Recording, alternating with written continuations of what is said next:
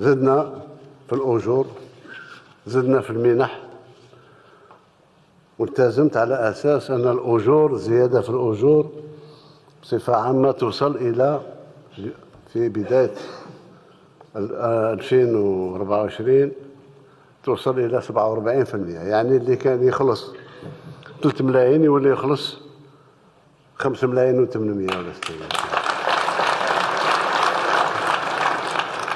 بما يسمى بعبارة أخرى تقوية القدرة الشرائية نتاع المواطن.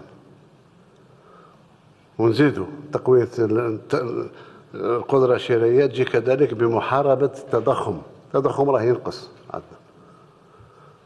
أسسنا لمنحة البطالة باش ما يبقوش ولادنا جزائريين نخليهم في الطريق، يعني نصون كرامتهم بالشيء القليل، ربما 1.5 مليون سنتيم في الشهر ما لا تغني ولا تسمن ولا تغني من جوع، ولكن تصون كرامتك.